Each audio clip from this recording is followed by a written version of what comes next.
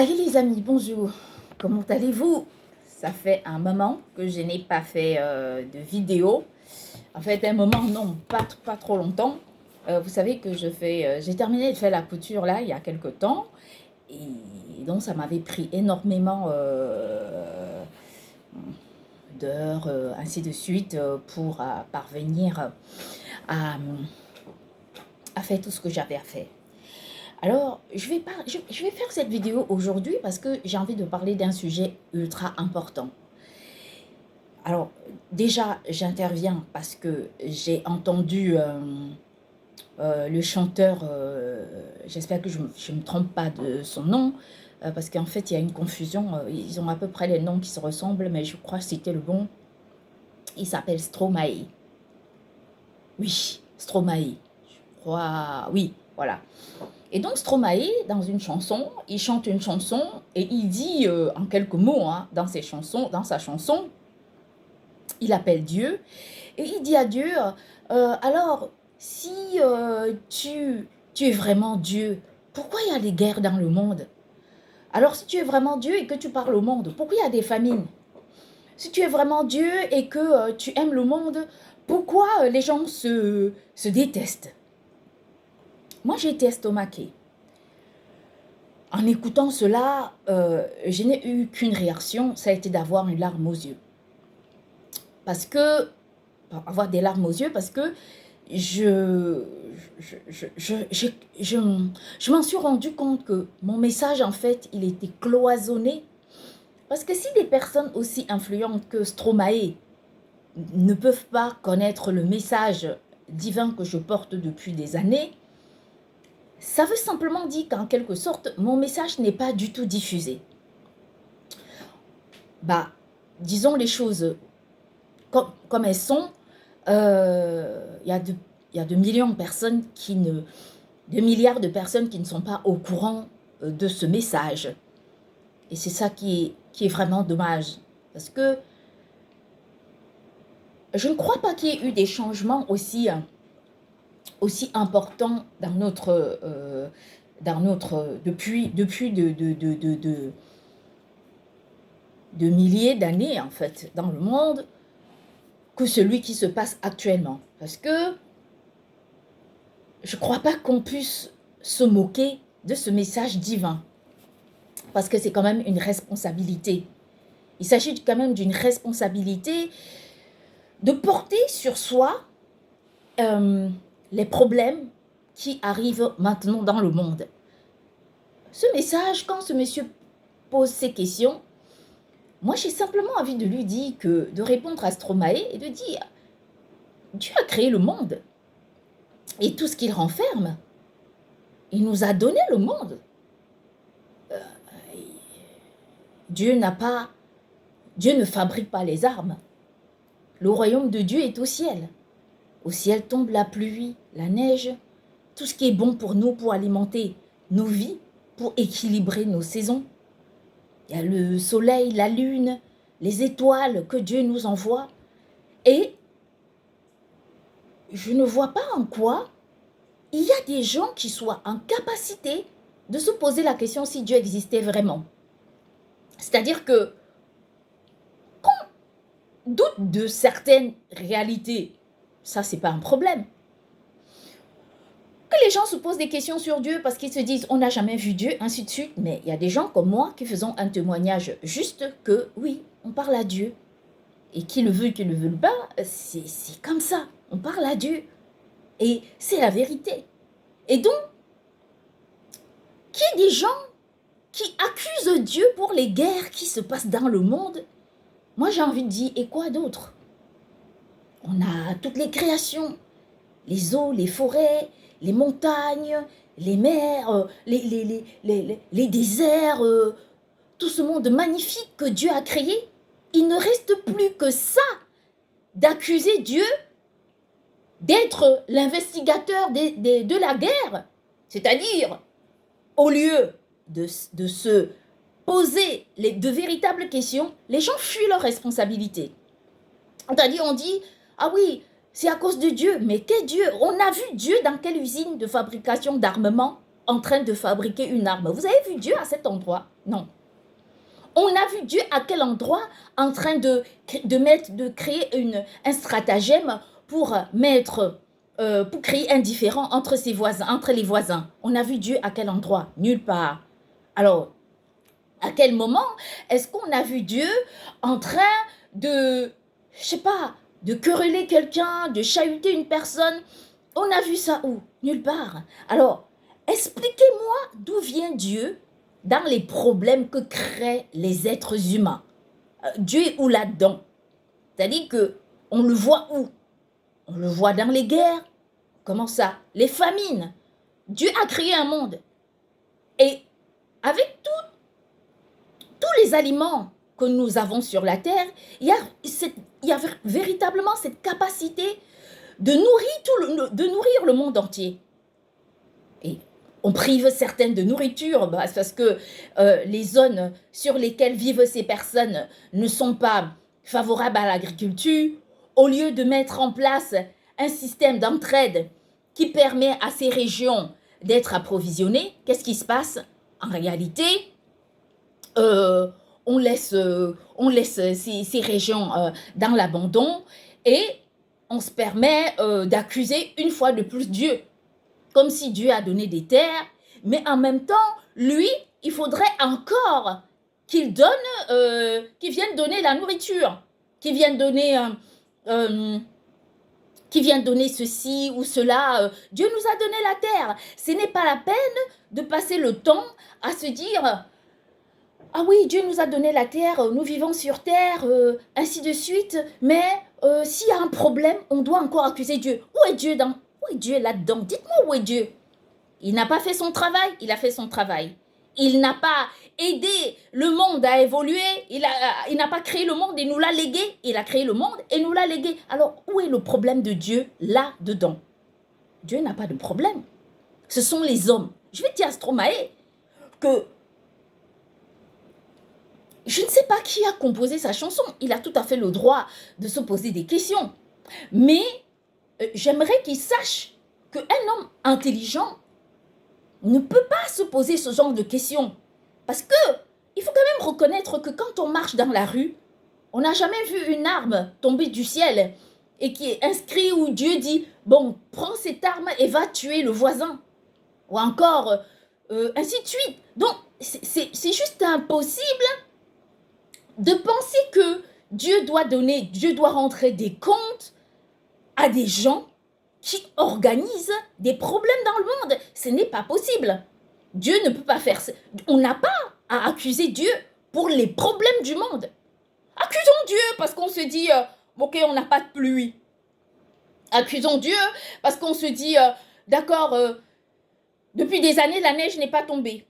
Accusons Dieu parce que on se dit, nos os se dessèchent complètement.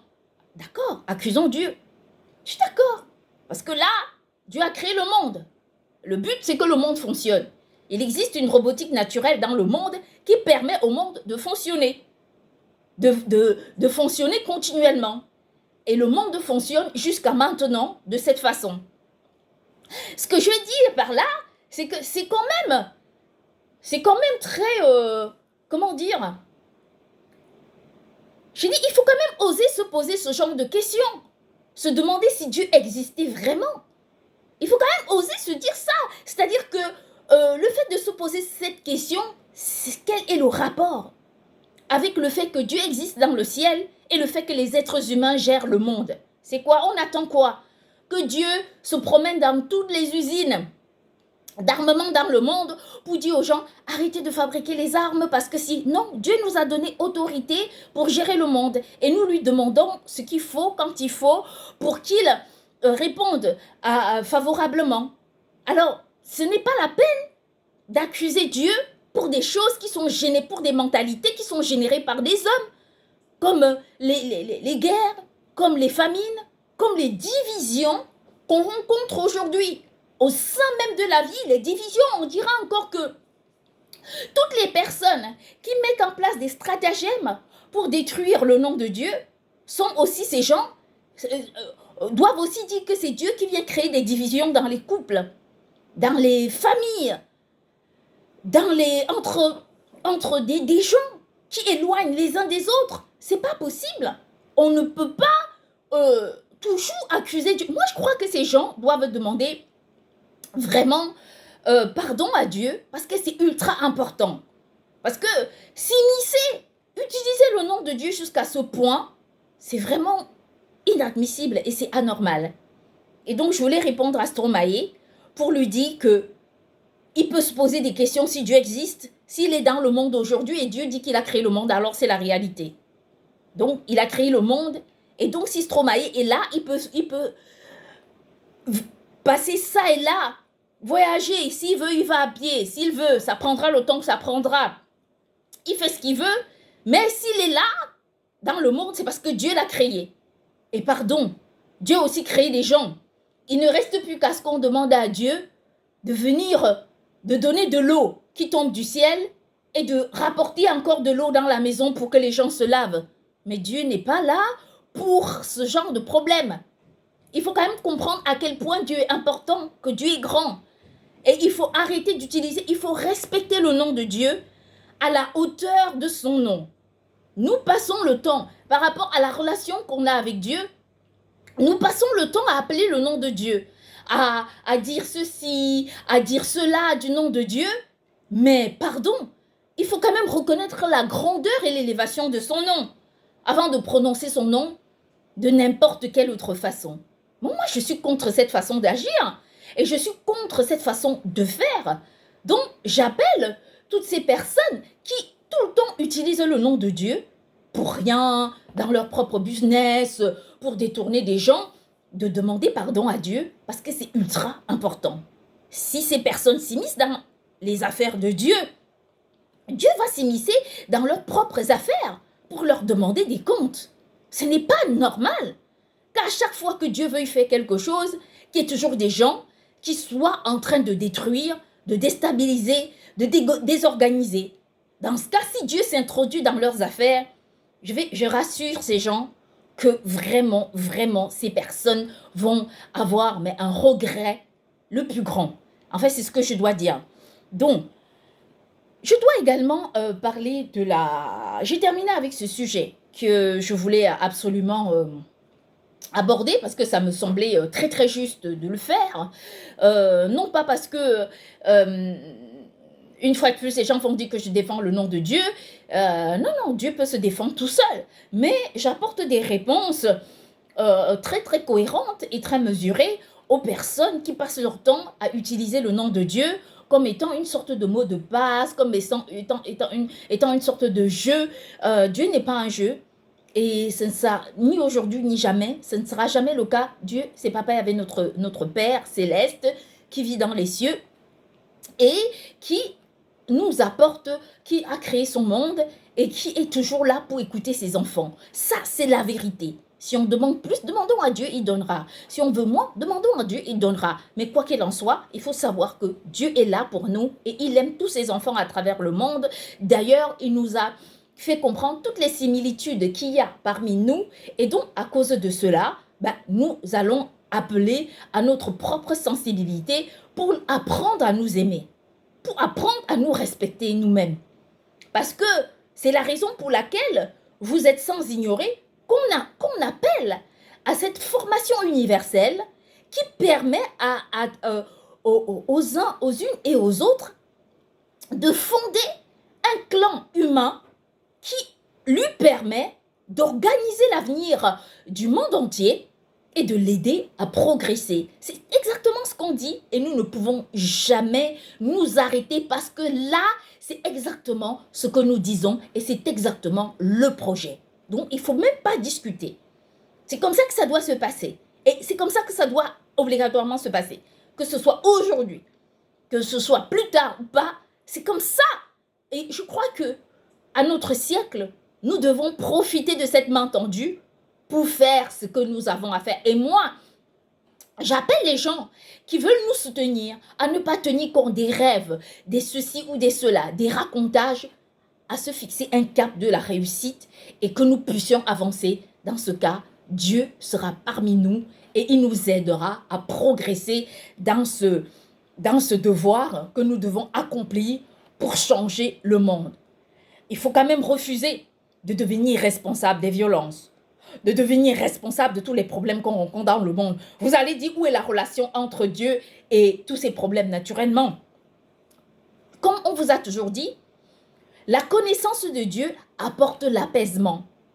Ça veut dire que quand un peuple connaît la parole de Dieu, en fait, il y a une systématisation de la comportementale qui se met en place pour apaiser les mœurs de façon à ce que tout le monde évolue. Et nous appelons à ça, et nous ne nous fatiguerons jamais d'appeler à ça. On voit un enfant qui a un comportement religieux et un enfant qui n'a pas un comportement religieux. Entre les deux enfants, il y a une différence. Et il y a l'un qui à la fois respecte Dieu et dans la crainte de Dieu et qui marche suivant la volonté de Dieu. Il y a l'autre qui parfois, ne respecte pas Dieu, mais essaye de mieux faire, mais n'a aucune crainte supplémentaire par rapport à l'éducation de ses parents. Or, quand on éduque un enfant avec la crainte de Dieu, l'enfant a deux craintes. Non seulement la crainte de ses parents, mais également la crainte de Dieu lui-même. Donc, c'est important, à un moment donné, de se mettre face à cette réalité pour comprendre à quel point il est important de fonder une société sur la crainte de Dieu. Aujourd'hui, il y a des gens qui nous disent « Nous ne voulons pas fonder une société sur la crainte de Dieu, mais le résultat que nous voyons, c'est quoi? Il est déplorable. Pourquoi? Parce qu'en fait, au lieu de faire comme nous leur disons de faire, en effet, ils choisissent, ils font leur choix et ils fondent une société qui, de plus en plus, devient une société de dictature. Pour gouverner, il faut devenir un dictateur ou une dictatrice. Pour gérer un clan, il faut devenir un dictateur ou une dictatrice. Alors que nous leur posons la simplicité sur la table et nous leur disons, voilà la véritable solution. Ça ne sert à rien de passer votre temps à imaginer un modèle de management alors que nous possédons le management divin. C'est pas la peine. On peut se dire ce qu'on veut, comme on veut, entendre ce qu'on a envie d'entendre, mais le management divin est aussi là pour répondre à toutes ces questions que nous n'arrivons pas à résoudre. Parce que chez les croyants savent que quand on est accompagné par la volonté de Dieu, il arrive des moments où, quand on fait ce qui n'est pas bien, Dieu nous punit individuellement. Mais non pas pour nous faire tomber, non, mais pour nous punir parce qu'il veut qu'on se remette sur le droit chemin. C'est tout ce que je peux vous dire.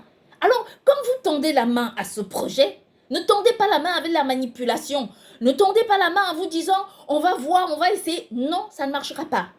Mais si vous tendez la main avec un cœur, Dieu nous bénira et il permettra que ce projet réussisse et qu'il soit encore plus important. Alors, nous-mêmes, nous serons surpris sur un délai beaucoup plus court de voir à quel point le monde va changer, le monde doit se transformer pour nous apporter cette sérénité sociale que nous recherchons et que nous convoquons depuis de centaines d'années. Alors, soit on décide de passer de côté et une génération viendra soulever les archives pour sortir ce message et le diffuser, parce que quoi qu'il en soit, avec ou sans notre génération, en effet, ce message se fera, qu'on le veuille ou qu'on ne le veuille pas. Le monde entier peut se dire, on a réussi à ne pas faire. Mais dans le monde céleste où les gens ne vieillissent pas, en réalité, ce message est inscrit, il se fera. Qu'on le veuille, qu'on ne le veuille pas, il se fera. Et c'est comme ça et pas autrement. Donc, à un moment donné, ne ratons pas cette occasion de changer positivement notre monde à cause de l'entêtement. C'est pas possible. Donc, je crois avoir dit des choses importantes sur étayer ma pensée, mon sens du devoir, ma logique sur ce point crucial. Et donc, j'invite Stromae à écouter cette vidéo s'il le veut. Mais s'il n'écoute pas, j'invite d'autres personnes également à les entendre pour parvenir à équilibrer leur raisonnement face à, à l'idée qu'elles ont de Dieu. Maintenant, je vais aborder un autre sujet. Je sais que ce sujet est très délicat. Néanmoins, je vais quand même l'aborder parce que c'est ultra important pour la société de le faire. Non pas par provocation, mais par nécessité. Je vais parler de la consommation de la drogue. Comme vous savez, très souvent, j'ai clamé, j'ai fustigé face à l'expansion de la drogue à travers le monde. Et de plus en plus, ça fait des années, sincèrement, on a ras-le-bol d'entendre toutes ces histoires où chaque jour, il y a des gens qui sont ici en train de vendre la drogue, des jeunes enfants qui sont forcés de devenir des distributeurs de la drogue, ainsi de suite. Il y en a marre. Je ne sais pas si c'est pour vous, mais on a presque l'impression c'est que cette histoire de mœurs liées à la drogue est une sorte de culture des médias ou d'information qu'il faut absolument préserver. Et quand on n'a pas grand-chose à dire lors d'une série d'informations, qu'on inculque ce scénario. Vous voyez, c'est un peu terrible. Et c'est vraiment illogique. Eh bien, moi, j'appelle à un changement. À un changement, d'autant plus que nous avons gagné des grands combats. On nous disait qu'on ne pouvait pas les gagner, mais nous les avons gagnés. Et nous devions être fiers de nous. Nous avons gagné le combat contre la consommation de l'alcool au volant, de la consommation excessive des produits, des boissons alcoolisées. Nous avons gagné ce combat. Malgré les difficultés qu'on rencontre aujourd'hui à niveler un terrain, à faire de lui, à apporter des solutions récurrentes et régulières pour régler définitivement ce problème qui ne se réglera pas définitivement parce que malheureusement, il y a toujours des personnes comme ça qui sont entêtées. En réalité, nous avons réussi ce combat. On nous avait dit que c'était impossible de réussir le combat du tabagisme. Nous avons réussi le combat du tabagisme. Et ça a quand même changé les choses. Quand on regarde aujourd'hui, le nombre de personnes qui sont passées de l'alcool, du tabac à la drogue, attendez, c'est juste inimaginable. Le nombre ne fait qu'évoluer. Et d'ailleurs, les médias nous en informent que ce nombre est devenu très important. Alors, est-ce que nous devons continuer de nous battre contre les dealers? Parce qu'en réalité, ce sont des personnes qui se voient aussi forcées d'adhérer à un dogme qui devient pour eux une logique. Un dogme qui autrefois était répugnant, était incompréhensif, était anormal, et il devient très rapidement une normalité. Pourquoi? Parce que ces personnes en sont confrontées et parce qu'elles n'ont pas de choix, elles ne peuvent pas faire autrement que d'accepter cette réalité. Or, qu'est-ce qui nous a permis de changer les comportements sur la consommation de l'alcool, du tabac? Je rappelle d'abord cette précision. Rappelons que les personnes qui étaient sous la dépendance de l'alcool représentaient une somme colossale pour les caisses de l'État. Il fallait les prendre en charge, il fallait les aider, il fallait les accompagner dans leur guérison. Plus il devrait y avoir un nombre croissant et plus l'État devait dépenser pour les soigner et pour les remettre sur pied. Et d'ailleurs, il y en avait qui passaient toute leur vie à être soignés parce que, de toutes les manières, l'alcool les avait détruits. Alors nous devons choisir d'ouvrir les caisses de l'État à la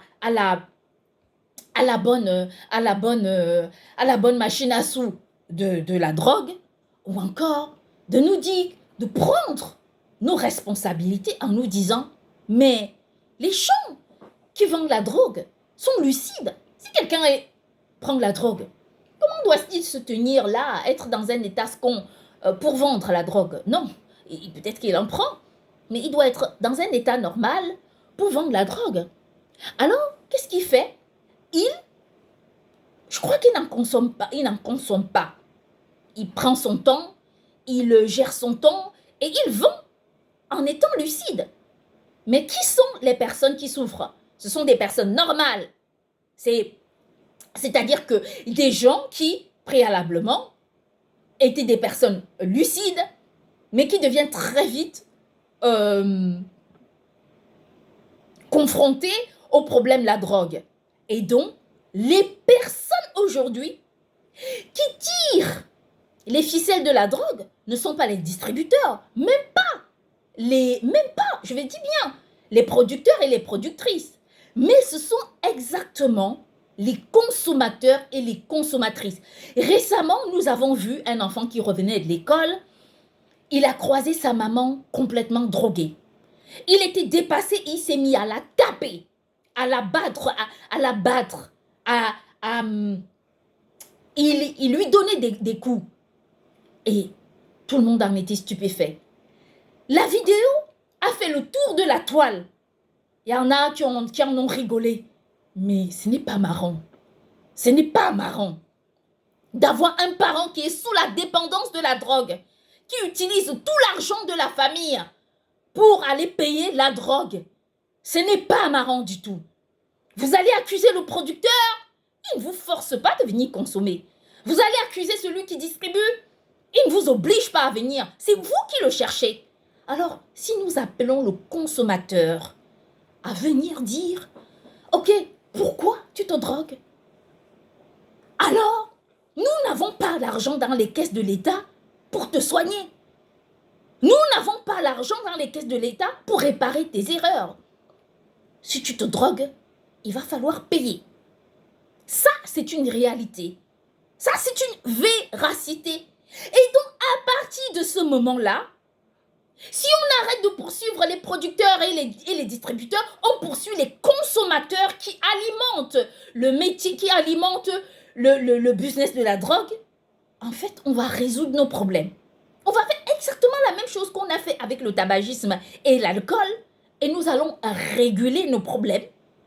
On ne va pas forcément tous les résoudre, mais nous allons réussir à poser un cap qu'il ne faut pas franchir. Ça veut dire quoi? Ça veut dire qu'on réussira à apporter une certaine maîtrise à la prépondérance de la drogue dans la société.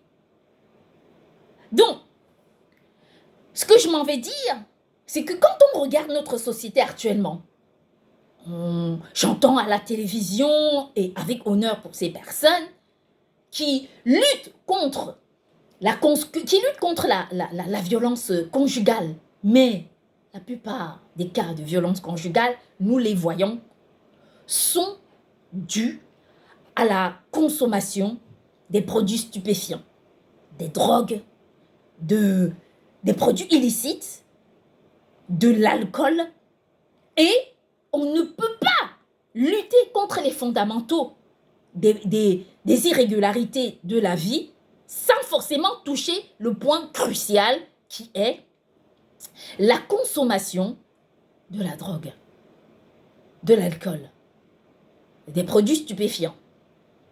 Nous avons vu récemment aux États-Unis d'Amérique des gens qui prenaient une sorte de drogue, on les voyait dans la rue comme des zombies. Jusque-là, qu'est-ce qu'on fait? Il y avait de centaines de personnes qui figuraient qui étaient présents dans ce reportage. Et à combien de personnes, en fait, ils s'alimentent sur 1, 2 ou maximum 3 points. Vous comprenez? C'est-à-dire qu'on a 100 personnes dans la rue qui marchent, on appelait ça la drogue du zombie.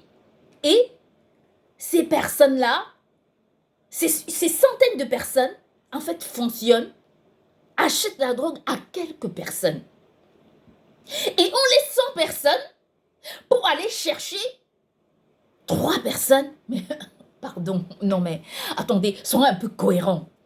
Soyons un tout petit peu cohérents. Pour que l'offre trouve une place sur le marché, il faut qu'il y ait la demande. S'il n'y a pas la demande, alors l'offre ne trouvera pas de place. Non pas parce qu'on a un problème avec l'offre, mais parce que il faut quand même reconnaître que cette offre-là n'est pas une bonne offre. Et ça, c'est une réalité. S'il ne s'agit pas de contourner ou encore de m'opposer à ce que font des gens, mais il s'agit de leur dire la vérité. La drogue a tant fait de mal à nos familles, aux gens, à la société. Et pendant qu'ils vendent la drogue, qu'est-ce qui se passe? La société elle-même en est confrontée. Les caisses de l'État, les hôpitaux doivent payer, doivent conventionner des sommes pour subvenir au traitement de ces personnes qui sont détruites par la drogue, comme si c'était la faute du contribuable, comme si c'était la faute d'autres personnes. Mais non, naturellement, ce n'est pas leur faute. Mais nous pouvons aussi les inviter à une responsabilité beaucoup plus mesurée. C'est-à-dire, on leur dit à partir de maintenant, il faut arrêter de prendre la drogue. Voilà, si vous prenez la drogue, nous allons développer des appareils capables de détecter la drogue dans vos corps. C'est-à-dire que vous soyez entré dans un supermarché, que vous soyez dans la rue en train de circuler, que vous soyez à un feu stop, que vous alliez n'importe où, on va détecter la présence de la drogue dans votre corps. Si jamais on trouve de la drogue dans votre corps, alors ce qu'on va faire, c'est très simple. Vous aurez une amende, et une amende importante suivant vos revenus. Plus vous aurez des revenus, et plus votre amende sera conséquente. Pourquoi je dis ça? Parce que c'est logique. Parce que les gens peuvent tabler les amendes sur une moyenne. Mais c'est impossible. Parce que celui qui n'a pas beaucoup d'argent achète moins de drogue. Et celui qui en a plus achète plus de drogue. D'ailleurs, il est même plus drogué que celui qui en a moins. Naturellement, à dire comme ça, les gens me diront, ouais, c'est parce que tu ne comprends pas. Mais si nous réussissons à faire ça, et d'ailleurs dans le monde entier, en fait, ça nous permettra de favoriser, d'apporter une certaine paix au monde, parce que vraiment, c'est juste impossible que nous ne puissions pas comprendre. Qu'est-ce qu'on a fait avec l'alcool? On n'a pas attaqué les entreprises qui en fabriquent.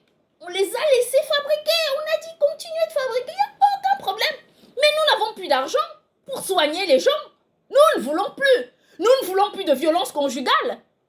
Nous ne voulons plus de tous ces problèmes. Et qu'est-ce qu'on a fait? On s'est attaqué aux consommateurs et on a réussi. On a réussi.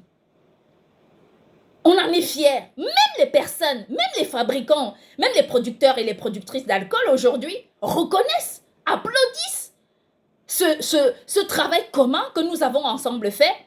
Et nous allons interpeller la même vigilance aux personnes qui produisent des drogues en leur disant la société mérite mieux que tous ces problèmes qu'on leur apporte. Et ça, c'est une réalité.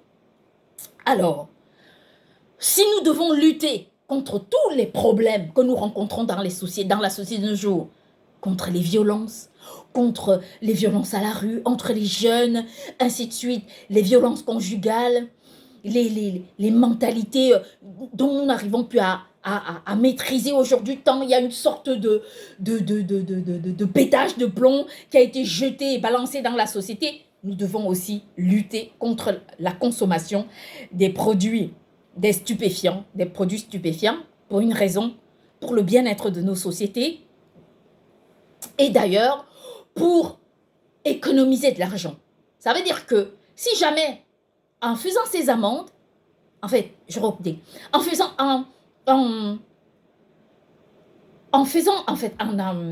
comment dire, j'arrive pas à trouver le mot. Si nous délivrons exactement les amendes aux personnes qui consomment la drogue, nous allons amortir l'argent que nous dépensons pour soigner ceux et celles qui sont en état de dépendance et ne peuvent ni travailler, ni contribuer, ni apporter à la société quoi que ce soit. Alors dans ce cas, nous aurons bien fait de mettre en place ces amendes pour réguler la société. Quand un homme frappe, il commet une violence conjugale, la première des choses que nous allons faire, c'est vérifier s'il prend des produits stupéfiants, une bonne amende avant même de commencer le procès. S'il consomme de l'alcool, une bonne amende avant de commencer le procès. Parce que c'est facile de se mettre dans un état second et d'enseigner au monde qu'il faut absolument se droguer. Non, on ne doit pas se droguer. On n'a pas à se droguer. On a le droit d'être lucide. Parce que quand nous sommes lucides, nous économisons, nous permettons à l'État d'économiser. Nous apportons une certaine sérénité à la société. Alors ça, c'est la réalité. Donc, il faut reconnaître aujourd'hui qu'on a lutté contre la consommation de l'alcool. Mais la drogue, les produits stupéfiants sont venus remplacer l'alcool dans le sang. Naturellement qu'on voit un mec qui conduit n'importe comment, on lui fait un test d'alcoolémie. Non, c'est bien, il est parfait, il peut partir. Mais on ne peut pas se dire, ah mince, première des choses, on voit s'il a consommé de la drogue. Et dans ce cas, on lui impose des amendes. Et là, nous allons pouvoir sauver aussi ces personnes qui passent leur temps à consommer la drogue, et parfois certains en sont forcés. En même temps, nous allons réguler, apporter une certaine régularité des mœurs dans la société et apporter une certaine sérénité. Et ça, j'appelle à cette responsabilité commune qui doit nous permettre de bien réfléchir pour entrer en contestation sur le fait qu'il y a deux combats. En fait, il y a une seule comparaison à faire. Et elle est très simple. Soit se dire, poursuivre 3 personnes qui distribuent la drogue à tout le monde, ou encore 100 personnes qui sont des gens qui consomment de la drogue. Qu'est-ce que nous apportent des gens qui distribuent? À chaque fois qu'on les voit, ils ont la liquidité sur le corps, ils ont la liquidité qui est dissimulée et planquée partout. Même les saisies ne servent. Je ne dis pas qu'il ne faut pas continuer bien sûr qu'il faut continuer activement de faire les saisies comme nous voyons à la télé. Mais il faut aussi lutter contre les consommateurs et les consommatrices pour réguler l'importance de la drogue dans la société. Nous devons apporter cette résilience à la société pour pouvoir avoir une société un peu mesurée et abaisser les mœurs de la société. C'est quand même terrible. Et ça, c'est une réalité. Nous devons nous mettre face à ça et pour avoir un objectif beaucoup plus humain sur notre monde. Parce que si nous nous taisons et nous passons le temps à dire on a attrapé un dealer, ça ressemblera à une pub, je ne sais plus, Carglass répare, Carglass remplace. Vous voyez, ça ressemblera à une pub comme ça, ou encore, je ne sais plus, une pub de Coca-Cola, je suis le monde de l'avenir, je suis l'espoir de la nation, une pub qu'on voit tout le temps, je ne sais plus, encore une autre, Guinness is good for you. Des choses comme ça, nous allons pouvoir, franchement, ça deviendra une sorte de pub. Et les gens, quand elles écouteront ça, elles en auront marre. Non, nous devons. Récemment, nous avons eu une députée française qui s'était rendue à un dîner chez un monsieur, chez un autre député, et elle a été droguée. Elle a été droguée et peut-être violée. On ne sait pas. Moi, je n'ai pas suivi l'affaire jusqu'au bout. Mais vous comprenez un peu l'importance, c'est ce qu'elle a dit, en tout cas, c'est ce qu'elle a dit. Vous comprenez un peu l'importance d'apaiser la société, de réguler la société, de réguler les mœurs de la société. C'est quand même assez important et nous devons limiter les conséquences tragiques.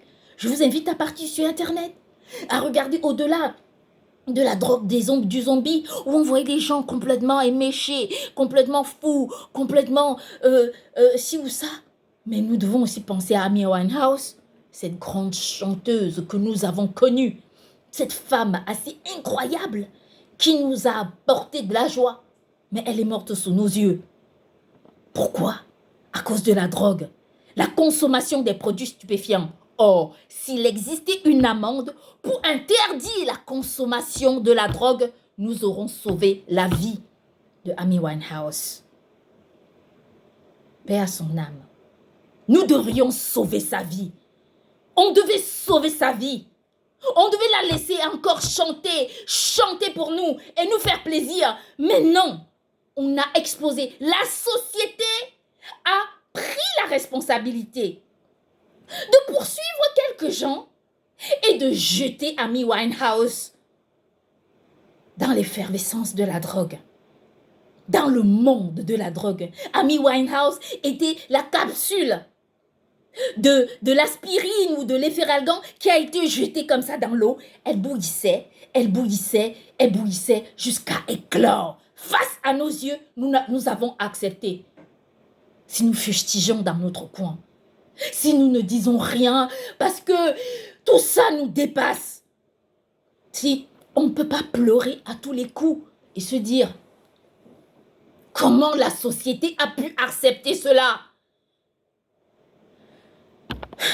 Nous pouvons aussi parler et essayer d'interpeller les gens qui ont du pouvoir pour changer les choses, pour apporter des solutions justes et les responsables politiques à ne pas discuter cette réalité. Peu importe la pression que vous avez sur vous, nous connaissons ce qui se passe. Mais c'est un combat commun. C'est un combat que nous allons gagner. Et il faut qu'on le gagne. Il faut absolument qu'on le gagne. Quand on regarde notre monde aujourd'hui, on a exposé Amy Winehouse. Mais si cette dame savait que, en montant sur scène, elle devait payer une amende si elle avait consommé de la drogue, et on devait, je sais pas, diffuser son nom dans la société comme étant, en utilisant des mots de dénigrement, elle ne devait pas le faire. Elle ne devait pas le faire. Mais elle a fait parce qu'au lieu de poursuivre les dealers, on a poursuivi les consommateurs. Au lieu de poursuivre les consommateurs et les consommatrices, on a poursuivi les dealers qui en réalité, c'est voilà, le supermarché qui a un petit staff avec des millions de clients. Si on dit aux clients d'un supermarché, voilà, dans ce supermarché, on vous le dit, vous n'allez plus entrer dans ce supermarché, c'est interdit. Alors, si vous entrez, vous avez une amende. Dans ce cas, les dealers, les clients ne vont pas venir. Et le supermarché doit faire quoi? Il doit être obligé de changer son comportement de distribution. C'est-à-dire de vendre des bons produits aux gens et non pas de vendre des produits de la drogue. Ça, c'est ce qu'on demande. Il y a une possibilité. Le kilo de la truffe coûte, je ne sais pas, 1000 €. La vanille, le kilo de vanille coûte, je suis un temps, le kilo de vanille coûtait 1500 €. Pourquoi les gens ne peuvent pas développer ce genre d'activité pour gagner de l'argent? Qui c'est qui ne veut pas manger une truffe? Tout le monde veut la truffe. Tout le monde veut la truffe. Le caviar coûte des sommes et des mille. Pourquoi vendre la drogue? Pourquoi? Il faut vendre des produits comme ceux-là. Des produits qui apportent de l'argent. Le foie gras coûte des sommes et des mille. Développer des activités comme ça qui en valent la peine. Et nous en mettre plein la vue. Parce que nous avons besoin de ça. Et nous avons besoin de cette réalité-là, de cette régularité des mœurs. On leur dit pas tomber en faillite. On leur dit changer d'activité pour participer à l'émergence comportementale dans le monde. C'est ce qu'on leur dit. Éviter d'exposer nos enfants aux drogues. Non. Il faut nous apporter des solutions fiables pour changer les comportements dans le monde. Et donc, c'est ce que je vais dire. Passons aux soirées mondaines. Et ça, je vais le dire parce que je suis un peu obligée de le dire. Je vais le dire parce que je dois le dire. Parce que je dois le dire. Quand on regarde les soirées mondaines, des gens qui passent leur temps dans ces soirées, en train de consommer des drogues, de l'alcool, on va dire oui, bon, Karine, rabat-joie, tu vas quand même pas sortir de là et nous dire « Ah oui, on va plus aller faire la fête ». Mais pardon, moi-même j'ai déjà fait la fête. Moi, j'ai déjà fait la fête, mais je n'étais pas forcément éméchée. Les moments où j'ai le moins fait la fête, quand j'ai été danser, c'est quand j'ai été éméchée. Parce que quand j'ai été danser, je buvais trop de champagne. Bon, souvent je buvais de champagne, c'est pas une question de me vanter, c'est une réalité. Mes amis le savent, on buvait du champagne quand on partait en boîte de nuit. Parce que j'aime boire du champagne, pas me saouler, mais j'aime le champagne. Mais en boîte de nuit, comme tout est permis, en fait on consomme. Mais il suffit d'un peu d'alcool pour s'égayer et pour danser. Il faut que la musique soit belle. C'est-à-dire que là où vous dansez le plus, c'est quand la musique est belle. Alors quand la musique est belle, on danse, on est content quand on voit des personnes joyeuses autour de nous. Mais il faut quand même connaître ce monde lugubre dans lequel on vit. C'est-à-dire que pour être content, pour regarder quelqu'un et l'apprécier et oublier tous ses problèmes et tout ce qu'on peut avoir contre la personne, il faut avoir pris de la coke, il faut avoir pris les ceci, il faut avoir pris de l'alcool. Mais quand même, à un moment donné, il faut arrêter. Il faut arrêter de voir la vie comme ça. Nous pouvons aussi changer les comportements. Laisser les gens chanter la belle musique. C'est pas parce qu'il y a une soirée mondaine que on doit se dire tout le monde doit consommer de l'alcool, des drogues, ainsi de suite. Les gens ont le droit de faire ce qu'ils veulent dans leur mur. Mais il y a aussi une responsabilité qui veut nous dire que quand les gens consomment des produits stupéfiants, ça se répercute sur leur comportement pendant des jours. Moi, par exemple, quand je consomme de l'alcool, naturellement que je ne tiens pas à l'alcool, mais tout de suite, pendant des jours et des jours, je reste saoule. Ça se répercute sur nos comportements. Et ça, c'est une réalité. C'est-à-dire que sur le coup, l'effet de l'alcool disparaît, mais la réalité veut que l'alcool reste dans notre corps. Et ça, c'est une réalité, qu'on le veuille, qu'on ne le veuille pas, il faut changer de comportement et apporter au monde des solutions justes et justifiables. Donc, si nous pensons à nos enfants, nous devons aussi changer les comportements. Mais si nous refusons de penser à eux, je vais vous inviter à penser à... Prenons le cas d'un jeune qu'on a connu et qu'on a tous connu, c'est Justin Bieber. Ce jeune, oh, un bijou quand il a chanté Baby. C'était un bijou à croquer. Il était beau, jeune, franchement. Son avenir était l'avenir de quelqu'un qui, je sais pas, qui... Voilà. Mais au lieu que la société mette en place des procédés pour changer les choses, en fait, on n'a pas fait. Et Justin Bieber est tombé dans la drogue, dans l'alcool. Sa vie s'est transformée. On est passé de Justin Bieber à un Justin Bieber qui en fait était devenu un enfant qu'on ne connaissait plus. Beaucoup de gens n'écoutaient plus sa musique. Lui-même s'est perdu en cours de route. Et il a été obligé, il s'est vu violer tout ce qu'on peut savoir. Et il en est arrivé là. Et il n'est pas le seul. Moi, j'ai cité Amy Winehouse. J'ai cité Justin Bieber.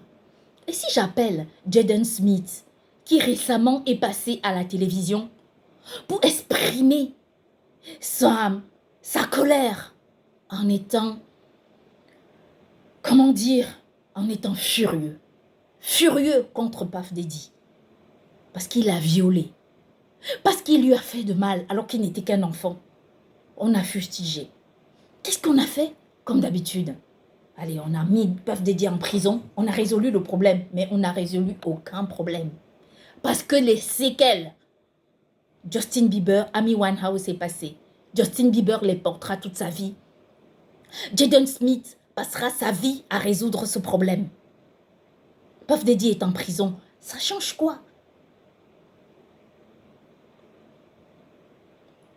Qu'est-ce que ça change? Ça change quelque chose? Non. Non, ça ne change absolument rien du tout.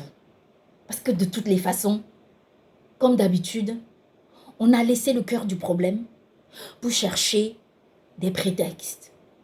Et ça ne peut rien apporter. Vous savez, comme je dis à Papa Yavé, moi je lui dis, tu sais, tant que le problème de Puff Daddy ne sera pas résolu, je te jure, je ne serai jamais tranquille. Il me dit, pourquoi ça tient tant à cœur?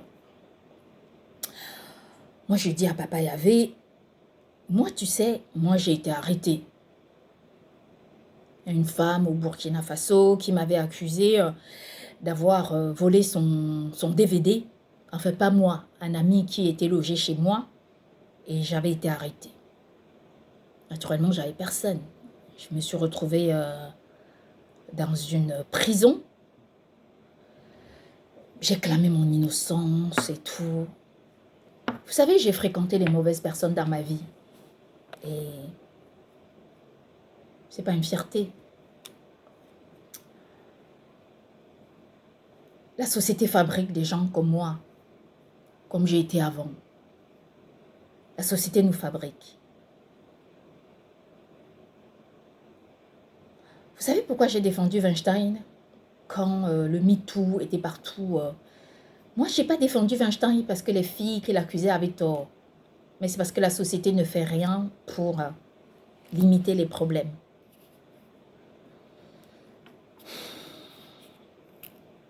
Quand moi, j'avais été arrêtée, j'étais chez moi un jour et il y a eu la police qui est venue. Les gendarmes sont venus m'arrêter pour me mettre en cellule. On m'a déféré dans une prison. J'avais pas d'avocat, j'avais rien. Et j'ai eu la chance d'avoir une Camerounaise qui était Bassa, une fille Bassa, qui a tout fait pour clamer mon innocence. Il faut quand même dire que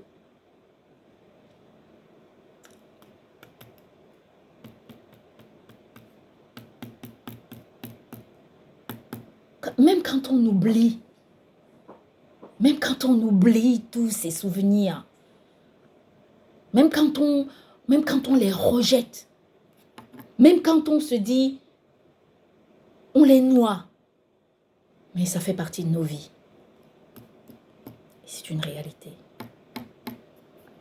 Et vous savez, une fois, quand on poursuit de l'amour et je me suis retrouvée face à un problème, il y a des gens qui ont fait ceci ou cela dans ma vie et je me suis retrouvée face à un problème. Est-ce que j'ai honte d'en parler? J'ai en même temps honte et non. Honte parce que en ce moment-là, j'ai une vingtaine d'années, je crois. Je ne me drogue pas, heureusement. Par contre, je suis confrontée à la drogue parce que j'ai un ami de notre groupe qui me demande d'essayer de fumer, de prendre la drogue. Heureusement, j'en prends et moi, dans mon sang, ça ne tient pas parce que je succombe. Et donc, je me retrouve face à cette situation horrible. Et on m'a impliquée dans un tas de trucs. On voulait absolument que je devienne une sorte de dealeuse. À chaque fois, Dieu m'a sauvée. Dieu m'a sortie de là. Donc, quand moi j'ai été dans cette prison, le jour de mon procès, j'avais été naturellement libérée. Mais ce n'est pas tout. Je me suis aussi confrontée à un choix de rester enfermée dans une prison pour être à côté de l'homme que j'aimais, parce que je ne pouvais pas me retrouver dans la nature toute seule, ou encore de me retrouver dans la nature toute seule et donc supporter les conséquences. Pourtant, je suis devenue qui? Je suis devenue Karine, que vous connaissez. Bon, la plupart des gens, pour eux, je suis un modèle. Pour eux, je suis une personne, je ne bois pas d'alcool, pas trop, j'ai été une femme incroyable. J'ai jamais raconté cette histoire à mon mari parce que ça servait à rien de la lui raconter. Parce que j'avais mis cette histoire dans un coin de ma tête et je voulais l'oublier. J'ai pu me sortir de là parce qu'un jour, j'ai mon amoureux qui a été arrêté une fois de plus. Je l'ai abandonné dans la prison où il était. J'ai pris mes clics et mes claques. Je me suis barrée. Je suis partie. J'ai recommencé une nouvelle vie. J'ai commencé à travailler comme une serveuse dans un restaurant. Et je m'en voulais. Je me sentais coupable. J'étais mal. J'avais pitié de ma maman et je demandais comment ma maman va faire. Si jamais elle s'en rendait compte que j'étais devenue cette personne, ce n'était pas ce que je voulais.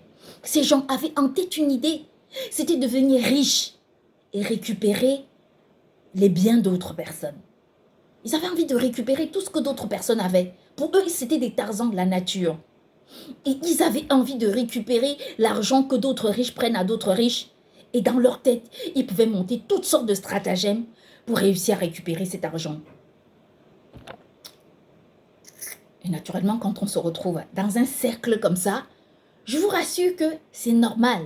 C'est-à-dire que vous êtes dans le monde, c'est-à-dire que c'est le monde, hein, vous êtes normal. Mais vous avez votre monde. Et en même temps, vous avez le monde. En face de vous, vous avez d'autres personnes que vous ne voyez pas de la même façon. Pour vous, ce sont des proies. Pour vous, ce sont des sujets. Et je suis partie de là. J'ai eu une chance extraordinaire de n'avoir jamais consommé l'argent qui vient de ces genres de choses. À chaque fois, j'en ai pas eu là. Je n'ai pas consommé. On m'a pas donné des millions. Il y en a, on disait, oui, il a eu des millions à tel endroit. Il a décidé. Moi, Dieu m'a toujours épargné et je n'ai jamais eu quoi que ce soit. Je vous rassure. Peut-être que j'ai mangé, j'ai bu peut-être une boisson ou un resto. Mais de là, elle me dit, Karine, voilà le paquet d'argent du mal, j'en ai jamais eu. À grand jamais de ma vie, je n'ai jamais eu. Mais n'empêche que c'est une réalité. N'empêche qu'on se retrouve dans des situations comme ça.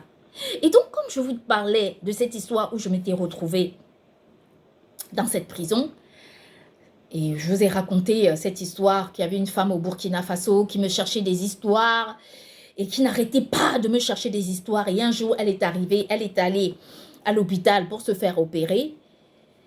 Et arrivée à l'hôpital, les médecins ont oublié des ciseaux dans son ventre. Et ça a commencé à lui causer des problèmes. Et quand elle est revenue à l'hôpital, en fait, les médecins ont simplement... en fait, c'était trop tard. Et donc là, cette femme, elle est décédée. Parce qu'elle n'arrêtait pas de me chercher des problèmes. Malgré tout, elle continuait de me chercher des problèmes alors que je n'avais rien à voir avec ça. Moi, je vais vous dire une chose. Vous savez, moi, je m'en veux. Je m'en veux d'avoir été jeune. Je m'en veux de n'avoir pas compris et de n'être pas qui j'étais devenue. Je m'en veux d'avoir été née dans cette famille où je n'ai pas pu être protégée. Je m'en veux. Et pendant longtemps, j'ai pensé pleurer, me déchirer, faire ci ou ça. Mais un jour, j'ai arrêté de pleurer. Et j'ai compris exactement ce qui se passait. La société expose les gens à la merci de la vie. En fait, nous sommes dans une société où il y a des enfants qui, naïfs comme ils sont, comme moi j'étais quand je partais du Cameroun, moi je ne connaissais pas d'histoire, je n'avais jamais été dans un mauvais groupe, je ne savais même pas, quand je voyais un voleur, je fuyais. On n'a jamais été confronté à ça. On se retrouve au milieu de ce genre de problème. Et cette femme qui me met dans cette prison, c'est une femme qui, chaque matin quand ma femme de ménage arrivait, parce qu'on habitait dans la même cité, on appelle ça les cités, ce sont des petites villas, des petits appartements modernes qu'on loue aux gens, ma femme de ménage commençait à faire le ménage chez elle parce qu'elle allait tôt au travail et quand je me réveillais, c'est alors qu'elle venait faire le ménage dans ma maison. Ma femme de ménage était aussi sa femme de ménage. Mais comme cette femme ressemblait beaucoup à ma maman, je ne la faisais pas payer. Alors c'est moi qui payais pour elle. C'est pas grave, elle était gentille, elle était adorable. Mais comme c'était la petite sœur d'une femme, d'une femme de ministre, en fait, elle avait le pouvoir. Elle pouvait utiliser ma bonne. Qu'elle vienne lui laver sa maison, nettoyer sa maison, attacher de l'eau, faire ce qu'elle veut, attacher ses sucettes qu'elle vendait en complément de son salaire. En même temps, porter un abus aussi violent sur ma personne. Et c'est ça la réalité. Donc, 2 fois, dans la quasi-innocence, je me suis retrouvée enfoncée dans les problèmes. Et quand je pense à Justin Bieber, c'est pour ça que je le comprends. C'est pour ça que je le comprends. C'est pour ça que je ne déteste pas Puff Daddy. Je ne le déteste pas. Je ne déteste pas Puff Daddy. Je ne le déteste pas. Parce que la société a accepté que des gens comme lui soient construits dans le monde. Que des gens comme lui n'aient pas de chance. Parce que dans les soirées mondaines de Puff Daddy, il circulait une quantité de drogue qui ne pouvait pas permettre à ces gens de se maîtriser. Puff Daddy est décrit comme un fou malade. Mais en état de lucidité, on le voit dans les chansons. On le voit sur les antennes, dans des studios d'enregistrement. On le voit sur des antennes d'interview. Jamais il n'a violé un journaliste. Dans la rue, il n'a violé personne. Mais dans les soirées mondaines,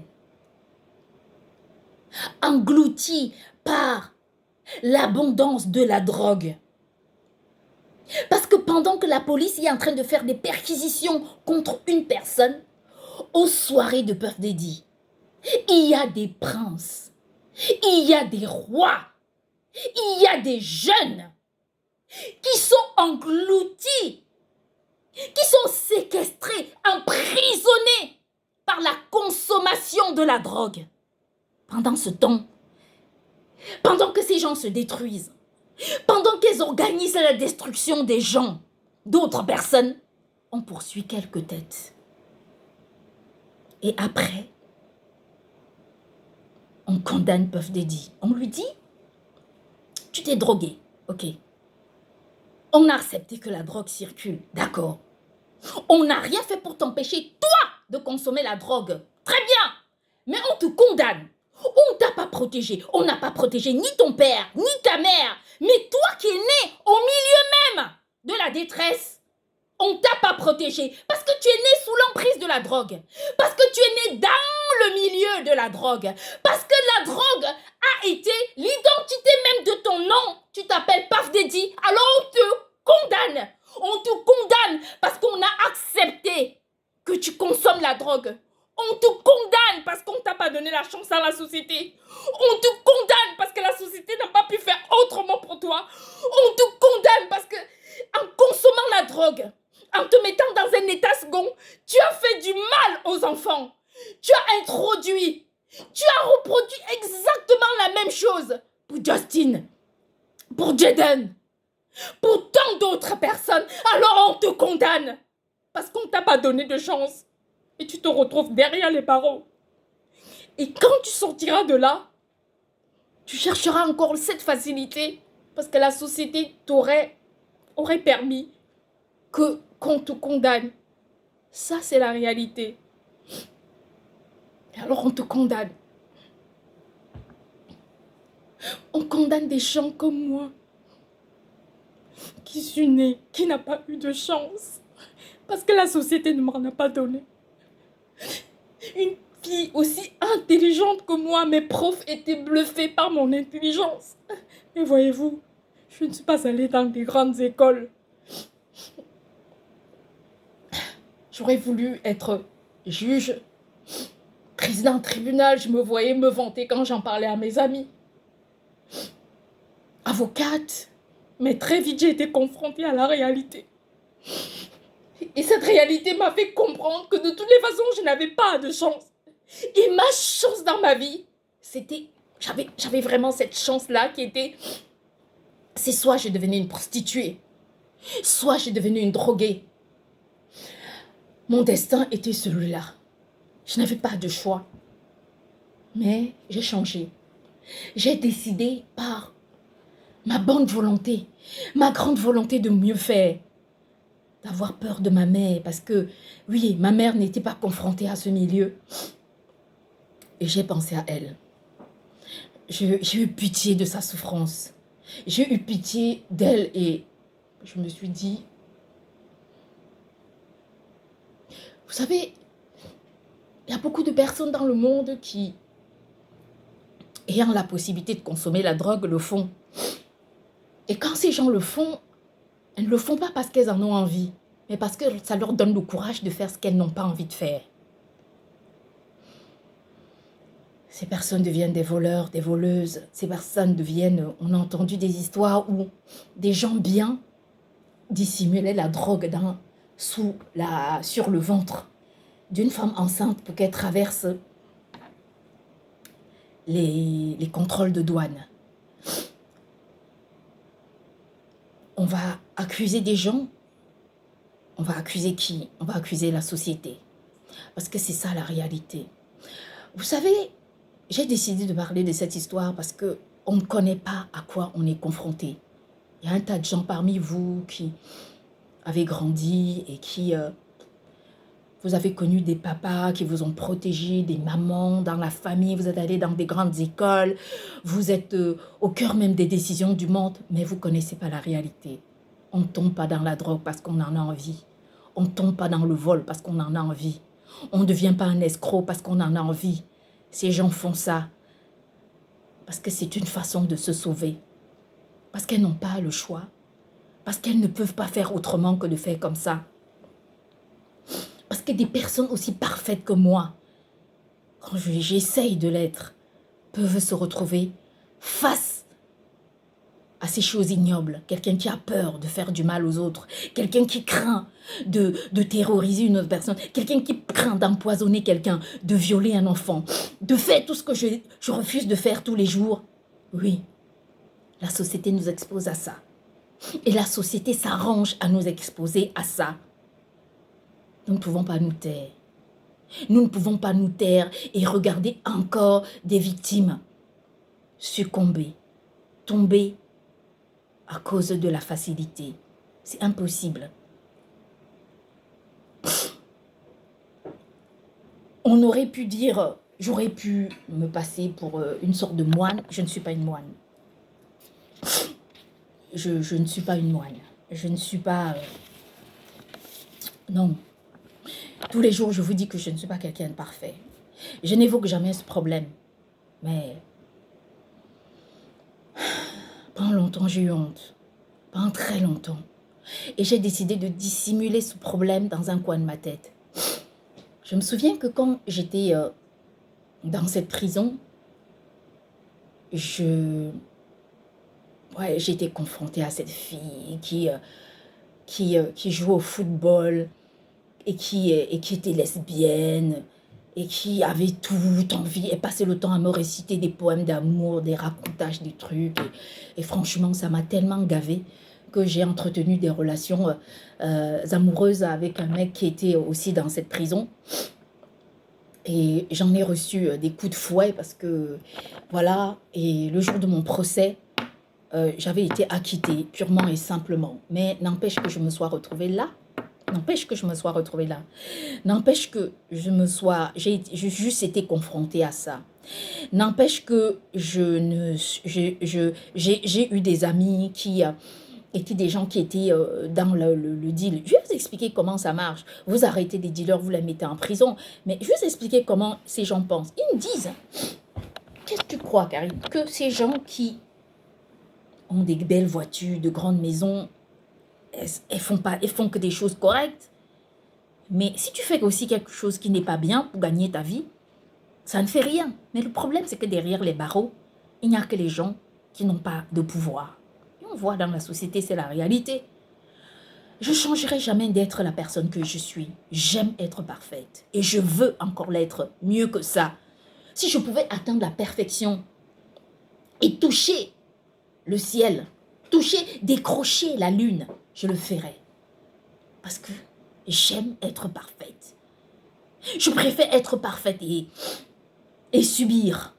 Parce que j'ai connu l'autre côté, le côté lugubre. Mais quand on donne une chance aux gens dans la société,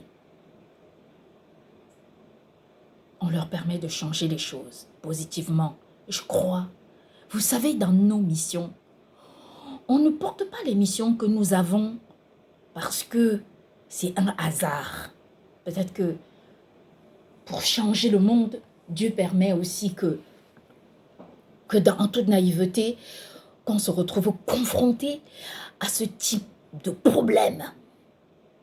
Qu'on soit face à ça et voir notre comportement, comment est-ce que nous allons réagir. Pendant longtemps, j'ai caché mon passé. J'ai mis dans un coin de ma tête. Mais jusqu'où? On doit regarder les gens dans la société se détruire. Vous savez, moi, j'étais une de ces candidates de la drogue. J'en ai même pris, fumé avec un ami de notre groupe qui m'en a donné. Il m'a dit, oh non, teste. Toi, tu es trop faible, trop fragile. Toi, tu n'es pas un nounours. Teste, tu verras. Malheureusement, j'ai testé pour moi, ça n'a pas marché. Regardez ma vie. J'ai quitté mon pays, le Cameroun, sans avoir de problème, sans avoir été condamné. J'ai quitté le Cameroun sur un coup de colère. Je suis partie. En moins de quelques temps, ma vie s'est transformée. Je me suis retrouvée avec des gens qui faisaient des deals. Je me suis retrouvée avec des gens qui prenaient de la drogue. Je me suis retrouvée dans une prison. En moins de quelques temps. Parce que la société ne met rien en place pour protéger des gens comme nous, vulnérables, n'ayant pas de possibilité, ne pouvant se défendre. La société ne nous apporte rien. Alors c'est parce que je connais le revers de la médaille que vous m'entendez parler de Puff Daddy. Ce n'est pas parce que je le soutiens. Ce n'est pas parce que j'ai un intérêt quelconque. Non, mais c'est parce que je sais que si rien n'est fait, que si vous ne vous réveillez pas et vous ne voyez pas la réalité, en effet, ce monde ne peut pas du tout avancer comme il le faut. Et c'est à ça que j'appelle.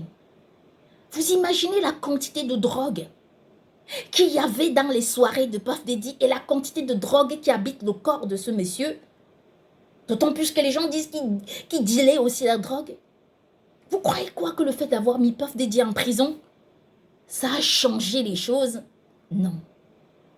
Il y en a qui se droguent et qui battent leurs femmes. Violence conjugale.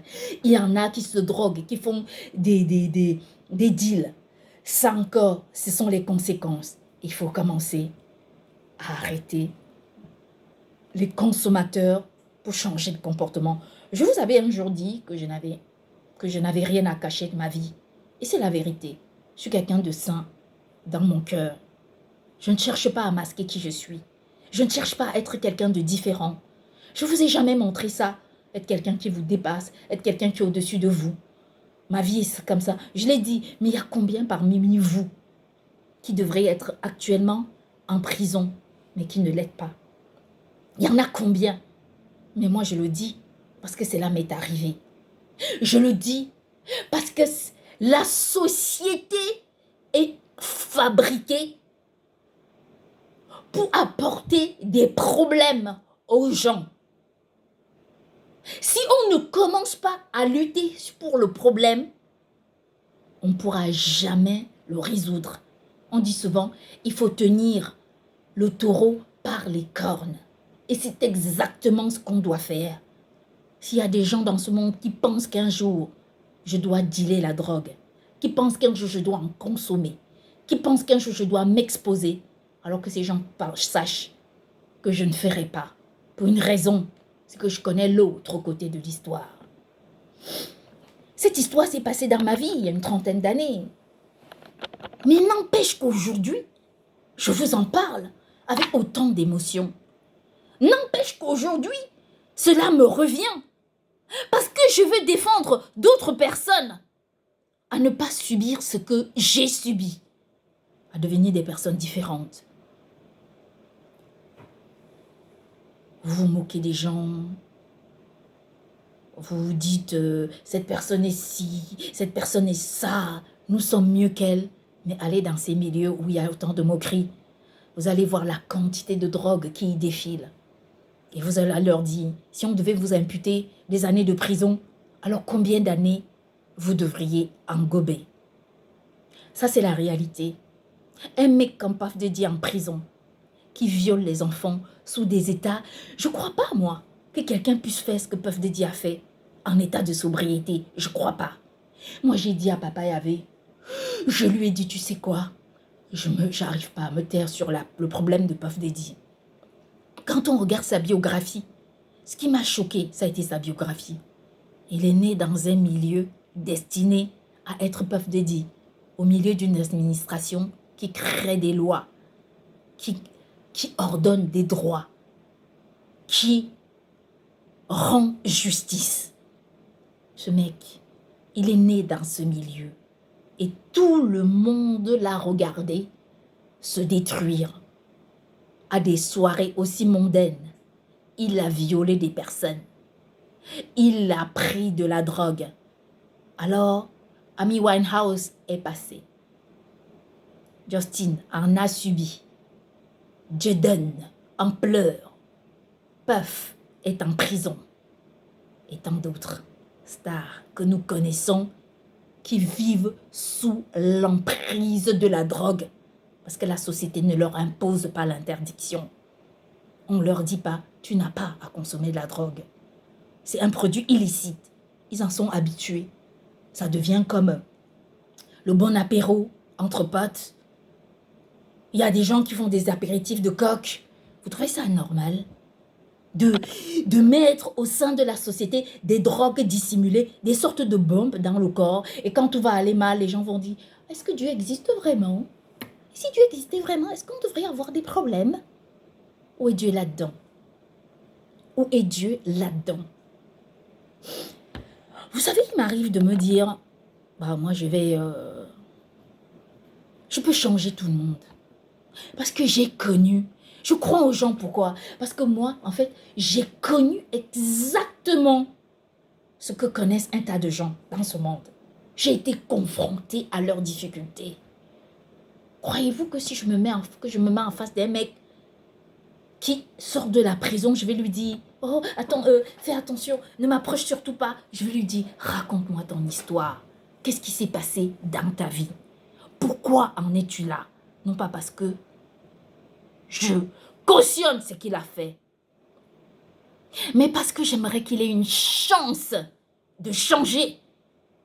Et d'ailleurs, n'importe quel prisonnier dans le monde peut devenir comme moi.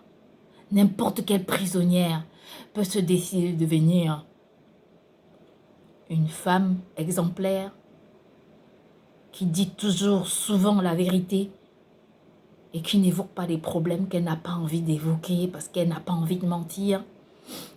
Une personne qui a tous ses points de permis, qui cherche à vivre dans l'excellence, qui ne veut empoisonner personne, qui ne veut faire du mal à aucun enfant, qui défend des droits des plus faibles, des moyens comme des plus forts. Ça, c'est une réalité. Et c'est ça la vérité de nos missions. Elles ne sont pas fabriquées pour rien. Elles ont été programmées pour exister. Programmées pour que nous soyons là aujourd'hui. Parce qu'en face de la fatalité, nous avons fait des choix différents. Mais beaucoup n'ont pas eu la chance que nous avons eue. Je ne veux pas être cette fille parfaite. J'ai pas envie qu'on me voie comme ça. Je veux qu'on me voie comme je suis. Moi, je n'ai qu'un cœur. Et je n'ai pas envie d'être ce que je ne suis pas. La société ne m'a pas donné ma chance. Mais moi, j'ai envie de donner la chance à d'autres personnes. Nous allons lutter contre la consommation de la drogue par les consommateurs et par les consommatrices. Et ça va nous permettre de diminuer le nombre de problèmes que nous rencontrons dans la société. Je crois que cette confidence prouve à quel point ce problème me tient à cœur. Moquez-vous de moi, réjouissez-vous, cherchez à m'attribuer le nom que vous voulez. Sincèrement, je m'en fiche. Je me place au-dessus de vos commentaires. Parce qu'une fille aussi intelligente que moi, aussi sage, aussi bien, et certains disaient aussi jolie, devrait avoir sa chance. Mais ma chance, je ne l'ai pas eue. Parce qu'on me juge, parce qu'on me condamne, parce qu'on me rejette. Ça, c'est une réalité. Dans la société, c'est ça notre destin. Et depuis ce temps-là, ça n'a pas changé. Ça continue jusqu'à maintenant. Et vous pouvez comprendre pourquoi je me bats pour changer les choses. Bonne journée à tous.